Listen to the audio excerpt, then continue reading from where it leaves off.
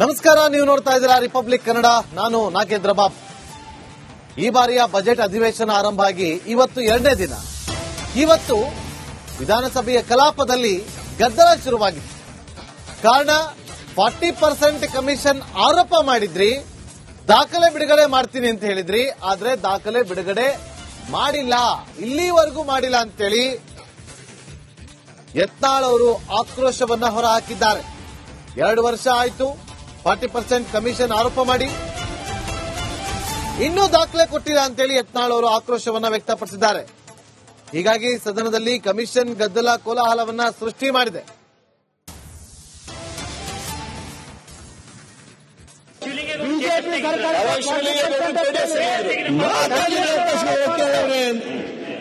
ಅವರ ಮೇಲೆ ಕೋಪ ಇದನ್ನು ಹೀಗೆ ಬಗೆಹರಿಸಿ ನೀವು ಮಾತಾಡಲಿ. 2 ವರ್ಷ ಆಯ್ತು ಮಾಡಲಿಲ್ಲ. 40% ಬಗ್ಗೆ ಯಾಕೆ ಕೇಸ್ ದಾಖಲೆ ಪ್ರೂವ್ ಆಗಲಿಲ್ಲ? ದಾಖಲೆ ಮಾತಾಡಿ. ನೀವು ಹಂಗೆ ನೀವು ಮಲ್ಲಪ್ಪನಿಂದ ಮಲ್ಲಪ್ಪ ತಗೋಣ ಅಂತ ಹೇಳಿ ನಮ್ಮ ಸಹಾಯಕ್ಕೆ ಬರಬೇಕು. ದಾಖಲೆ ಅಲ್ಲ, ಓಕೆ, ಮಾಧ್ಯಮಗಳು ಅವರೇ ಒಂದು ವಿಚಾರ ಹೇಳಿದಷ್ಟೇ, ಇತರ ಹೇಳಿಲ್ಲ ಅಷ್ಟೇ. ಅಲ್ಲ ಬಿಜೆಪಿ ಸರ್ಕಾರ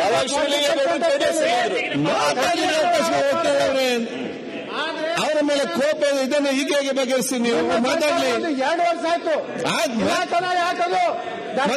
ಮಾಡಲಿಲ್ಲ. 40% ಬಗ್ಗೆ ಯಾಕೆ ಕೇಸ್ ದಾಖಲೆ ಪ್ರೂವ್ ಆಗಲಿಲ್ಲ? ದಾಖಲೆ ಮಾತಾಡಿ. ನೀವು ಹಂಗೆ ಮಲ್ಲಪ್ಪನಿಂದ ಮಲ್ಲಪ್ಪ ತಗೋಣ ಅಂತ ಹೇಳಿ ನಮ್ಮ ಸಹಾಯಕ್ಕೆ ಬರಬೇಕು. ದಾಖಲೆ ಅಲ್ಲ, ಓಕೆ, ಮಾಧ್ಯಮಗಳು ಅವರೇ ಒಂದು ವಿಚಾರ ಹೇಳಿದಷ್ಟೇ, ಇತರ ಹೇಳಿಲ್ಲ ಅಷ್ಟೇ. ಅಲ್ಲ ಇನ್ನು ಸದನದಲ್ಲಿ ಕೆಪಿಎಸ್ಸಿ ವಿಚಾರವಾಗಿ ಪ್ರಸ್ತಾಪ ಮಾಡಿದ್ದಾರೆ ವಿಪಕ್ಷ ನಾಯಕ ಆರ್ ಅಶೋಕ್ ಅವರು. ನೋಡಿ, ಕೆಪಿಎಸ್ಸಿ ಕರ್ಮಕಾಂಡದ ವಿಚಾರವಾಗಿ ಇವತ್ತು ಕಲಾಪದಲ್ಲೂ ಕೂಡ ವಿಚಾರವನ್ನ ಪ್ರಸ್ತಾಪ ಮಾಡಿರುವಂತಹ ಆರ್ ಅಶೋಕ್ ಅವರು ಒಂದೊಂದು ಪ್ರಿಲಿಮಿನರಿ ಎಕ್ಸಾಮ್ಗೆ ಇಷ್ಟು, ಮೇನ್ಸ್ ಎಕ್ಸಾಮ್ಗೆ ಇಷ್ಟು ಅಂತ ಹೇಳಿ ಅಲ್ಲಿ ಗಂಭೀರವಾದಂತಹ ಆರೋಪವನ್ನ ಮಾಡಿದ್ದಾರೆ. ಕೆಪಿಎಸ್ಸಿ ವಿರುದ್ಧ ಸಿಡಿದ ಆರ್ ಅಶೋಕ್, ಪರೀಕ್ಷೆಗಳಿಗೆ ರೆಡ್ ಕಾರ್ಡ್ ಫಿಕ್ಸ್ ಮಾಡಲಾಗಿದೆ. ಪ್ರಿಲಿಮ್ಸ್ಗೆ 1.5 ಕೋಟಿ, ಮೇನ್ಸ್ಗೆ 1 ಕೋಟಿ, ಎಸಿ ಹುದ್ದೆಗೆ 2 ಕೋಟಿ, ಡಿವೈಎಸ್ಪಿಗೆ 2 ಕೋಟಿ, ತಹಶೀಲ್ದಾರ್ ಹುದ್ದೆಗೆ 1 ಕೋಟಿ ರೂಪಾಯಿ ಫಿಕ್ಸ್ ಅನ್ನ ಮಾಡಲಾಗಿದೆ. ಆ ಮೂಲಕ ರೆಡ್ ಕಾರ್ಡ್ ಅನ್ನ ಫಿಕ್ಸ್ ಮಾಡಲಾಗಿದೆ ಅಂತೇಳಿ ಗಂಭೀರವಾದಂತಹ ಆರೋಪವನ್ನ ಮಾಡಿದ್ದಾರೆ.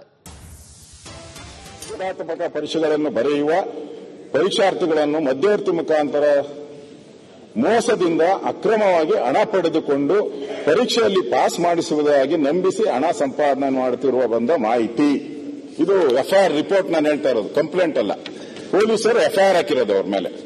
ಅದರಲ್ಲಿ ಹೇಳ್ತಾರೆ, ಸ್ಪರ್ಧಾತ್ಮಕ ಪರೀಕ್ಷೆಗಳಲ್ಲಿ ತನಗೆ ಪರೀಕ್ಷೆಗೆ ಸಂಬಂಧಿಸಿದಂತ ಅಧಿಕಾರಿಗಳ ಪರಿಚಯವಿದ್ದು, ಯಾರು ಕೆಪಿಎಸ್ಸಿ ಅವರು ನಮ್ಮ ಪರಿಚಯ ಇದ್ದು, ನಾನು ಪರೀಕ್ಷೆಯಲ್ಲಿ ಪಾಸ್ ಮಾಡಿಸಿ ಹುದ್ದೆ ಕೊಡಿಸುವುದಾಗಿ ಮಧ್ಯವರ್ತಿಗಳ ಮುಖಾಂತರ ನಂಬಿಸಿ ಪಿಡಿಒ ಹುದ್ದೆಗೆ 25 ಲಕ್ಷ ರೂಪಾಯಿ.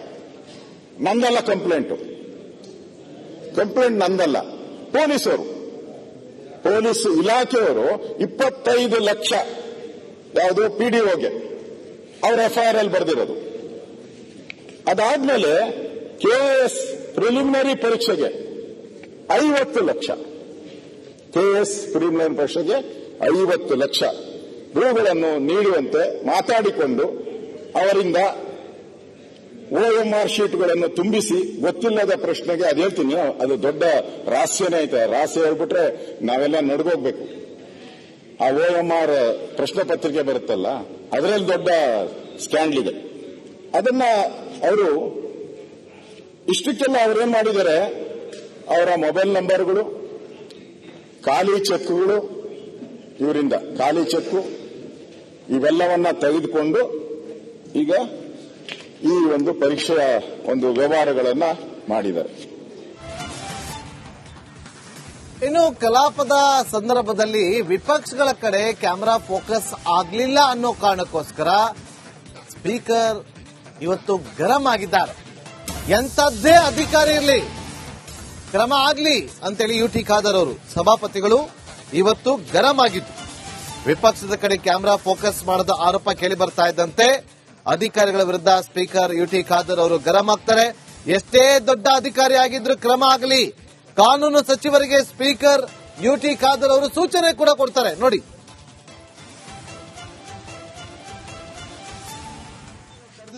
ಇನ್ನೊಂದು ಏನಂತ ಹೇಳಿದ್ರೆ ನಾನು ಹೇಳಿದೆ, ನಮ್ಗೆ ನಿಮ್ಮ ಕಾಳಜಿ ಎಲ್ಲ ಅರ್ಥ ಆಗ್ತದೆ. ಅಲ್ಲಿ ಹಾಕ್ಬಿಡ್ರಿ ಪುನರ್ ಆಯ್ತು, ಅದನ್ನ ಯಾಕೆ ಒಂದು ಈ ಚಿನ್ನಂತರ ಚಕ್ಕ ಚಕ್ಕ ಚಕ್ಕ ಎಂತ ಮಾಡ್ತಾರೆ ಅದನ್ನ ಇಟ್ಕೊಂಡು ಬಂದ ಮಾಡಲಾಗಿದೆ ಅಂತ ಅಟ್ಟು ತೋರಿಸ್ಬಿಡ್ರಿ. ಎತ್ತನವ್ರೆ ನೋಡಿ, ನಿಮ್ಮ ಆ ಬೇಡಿಕೆ ಕಾಳಜಿ ಎಲ್ಲಕ್ಕೂ ನಮ್ಗೆ ಅರ್ಥ ಆಗ. ಯಾಕೆ ರಾಜಕಾರಣಿಗಳಿಗೆ ಪ್ರಚಾರದೊಂದು ಆಕ್ಸಿಜನ್ ಇದ್ದಾಗೆ ಇದಕ್ಕೆ ಇಲ್ಲದಕ್ಕೆ ನಂಗೆ ಅರ್ಥ ಆಗ್ತದೆ. ಅದಕ್ಕಾಗಿ ನಾನು 10 ನಿಮಿಷ ಮುಂದೆ ಕರೆದಿದ್ದೇನೆ, ಸರಿಪಡಿಸೋಣ ನೋಡುವ. ಇಲ್ಲದಿದ್ದರೆ ನಾನೀಗ ನಮ್ಮ ಕಾನೂನು ಸಚಿವರಾಗಿ ಸರಿಯಾಗೋ ತನಕ ಇದನ್ನ ಬಂದ್ ಮಾಡಿಸಬೇಕಾದ್ರೆ ನಮ್ಗೆ ನನ್ಗೆ ಇಚ್ಛೆ, ನಾವು ಒಂದೇ ರೀತಿ ನೋಡ್ಕೊಂಡು ಹೋಗುವಂತ ವಿಚಾರ. ಪ್ರಚಾರ ಹೆಂಗ್ ತಗೊಳ್ಬೇಕು ಅಂತ ನಿಮ್ಮ ಹತ್ರ ಕಲಿಬೇಕು ನಾವು. ನಿಮ್ಮಷ್ಟು ಚೆನ್ನಾಗಿ ಪ್ರಚಾರ ಪ್ರಚಾರ ಯಾರು ತಗೊಂಡಿದ್ದಾರೆ ಸರ್? ಉತ್ತಮ ನಿಮ್ಮ ಹತ್ರ ಕಲಿತಾ ಜಿಲ್ಲೆಯ ಶಾಸಕರು ಸರ್, ಅವರಂಗ್ ಪ್ರಚಾರ ಯಾರು ತಗೊಂಡಿದ್ದಾರೆ? ಹೆಂಗೆ ಪ್ರಚಾರ ತಗೊಳ್ಬೇಕು ಅಂತ ಅವ್ರ ಹತ್ರ ಕಲಿಬೇಕು ನೀವು. ಜಿಲ್ಲಾದಾಗ ಮಾತಾಡ್ಕೊಳ್ರಿ. ಇಲ್ಲಿ ಅವರು ನಮ್ಮ ಮಾನ್ಯ ಅಧ್ಯಕ್ಷರವರು ಅಲ್ಲ, ಉತ್ತಮವಾದ ಉದ್ದೇಶ. ಮತ್ತಷ್ಟು ಮಾಹಿತಿಯನ್ನು ಕೊಡೋದಕ್ಕೆ ನಮ್ಮ ಪೊಲಿಟಿಕಲ್ ರಿಪೋರ್ಟರ್ ಬಸವರಾಜ್ ಈಗ ನೇರ ಸಂಪರ್ಕದಲ್ಲಿ ಜಾಯ್ನ್ ಆಗಿದ್ದಾರೆ. ಬಸವರಾಜ್, ಇವತ್ತು ಇಡೀ ದಿನದ ಕಲಾಪದಲ್ಲಿ ಗದ್ದಲ ಕೋಲಾಹಲಕ್ಕೆ ಕಾರಣ ಆಗಿದ್ದು, ಒಂದು ಕಡೆ 40% ಕಮಿಷನ್, ಅದಾದ ಬಳಿಕ ಕೆಪಿಎಸ್ಸಿ ಕರ್ಮಕಾಂಡ, ಅದಾದ ಬಳಿಕ ವಿಪಕ್ಷದ ಕಡೆ ಕ್ಯಾಮೆರಾ ಫೋಕಸ್ ಆಗಲಿಲ್ಲ ಅನ್ನೋ ಕಾರಣಕ್ಕಾಗಿ ಓವರ್ ಆಲ್ ಇವತ್ತು ಕಲಾಪ ಹೇಗಿತ್ತು? ನರೇಂದ್ರ ಬಾಬು, ವಿಧಾನಸಭೆ ಕಲಾಪ ಅಂದಾಗ ಈಗ ರಾಜ್ಯಪಾಲರ ಭಾಷಣದ ಮೇಲೆ ಚರ್ಚೆ ಆರಂಭ ಆಗ್ತಾ ಇದೆ. ಅದ್ರ ಹೊರತಾಗಿ ಕೂಡ ಕೆಪಿಎಸ್ಸಿ ಏನ್ ಹಗರಣ ನಡೆದಿದೆ, ಅಲ್ಲಿ ಸಾಕಷ್ಟು ಅವ್ಯವಹಾರಗಳಾಗಿರ್ತಕ್ಕಂಥದ್ದು, ಆ ವಿಚಾರವನ್ನ ನಿಲುವಳಿ ಸೂಚನೆ ಮಂಡಿಸಿ ವಿಪಕ್ಷವಾದಂತಹ ಬಿಜೆಪಿ ಮಾತನಾಡೋಕೆ, ಅದರಲ್ಲೂ ವಿಪಕ್ಷ ನಾಯಕರಾದಂತಹ ಆರ್ ಅಶೋಕ್ ಅವರು ಮಾತನಾಡಕ್ಕೆ ಆರಂಭ ಮಾಡ್ತಾರೆ. ಆ ಸಂದರ್ಭದಲ್ಲಿ ಸಾಕಷ್ಟು ಗಂಭೀರವಾದಂತಹ ವಿಚಾರಗಳನ್ನು ಮಾತಾಡ್ತಾ ಇರ್ತಾರೆ. ಆದ್ರೆ ಮಾಧ್ಯಮಗಳಲ್ಲಿ ಅವರ ಮುಖ ಕಾಣದ ಹಾಗೆ ಕೇವಲ ವೈಡ್ ಫ್ರೇಮ್ ಅನ್ನ ಇಡಲಾಗಿತ್ತು ಅನ್ನೋದು ಬಹಳ ಗಂಭೀರವಾದಂತಹ ಆರೋಪವನ್ನ ಮತ್ತು ವಾಗ್ವಾದಕ್ಕೂ ಕೂಡ ಈ ಒಂದು ಆರೋಪ ಕಾರಣವಾಯಿತು. ಯಾಕಂದ್ರೆ ಸ್ಪೀಕರ್ ಬಿಟ್ರೆ ಆಡಳಿತ ಪಕ್ಷದ ಸದಸ್ಯರನ್ನ ಮಾತ್ರ ಕ್ಯಾಮೆರಾ ಪ್ಯಾನ್ ಮಾಡ್ತಾ ಇತ್ತು. ಯಾವೊಬ್ಬ ವಿಪಕ್ಷ ನಾಯಕರ ಮುಖಗಳನ್ನ ಕೂಡ ಈ ಒಂದು ಕ್ಯಾಮೆರಾ ಫೋಕಸ್ ಮಾಡ್ತಿರಲಿಲ್ಲ. ಇದರಿಂದ ಸಾಕಷ್ಟು ಆಕ್ರೋಶವನ್ನ ವಿರೋಧ ಪಕ್ಷದ ಸದಸ್ಯರು ಹೊರಹಾಕಿದ್ರು. ಯಾಕೆ ಈ ರೀತಿಯಾದಂತಹ ವಿಚಾರವನ್ನ ಮಾಡ್ತಾ ಇದ್ದೀರಿ? ಯಾಕಂದ್ರೆ ವಿರೋಧ ಪಕ್ಷ ಗಂಭೀರವಾದಂತಹ ವಿಚಾರ ಎತ್ತಿದಾಗ ಅದನ್ನ ತೋರಿಸಬೇಕಾದಂತದ್ದು ಕರ್ತವ್ಯ. ಅದನ್ನು ಬಿಟ್ಟು ನೀವು ಫೋಕಸ್ ಮಾಡ್ತಿಲ್ಲ. ಯಾಕೆ ಸರ್ಕಾರ ಇದಕ್ಕೆ ಏನಾದ್ರೂ ಉಪಾಯನ ಕಂಡುಕೊಂಡಿದೆಯಾ? ವಿರೋಧ ಪಕ್ಷಗಳು ಎತ್ತಕ್ಕಂಥ ವಿಚಾರಗಳನ್ನ ತೋರಿಸಬಾರ್ದು ಅನ್ನುವಂತ ನಿಟ್ಟಿನಲ್ಲಿ ಸಾಕಷ್ಟು ಚರ್ಚೆ ಆಯ್ತು, ವಾಕ್ಸಮರ ಆಯ್ತು. ಕೊನೆಗೆ ಸ್ಪೀಕರ್ ಅವರೇ ಒಂದು ರೂಲಿಂಗ್ ಅನ್ನು ಕೊಟ್ಟರು.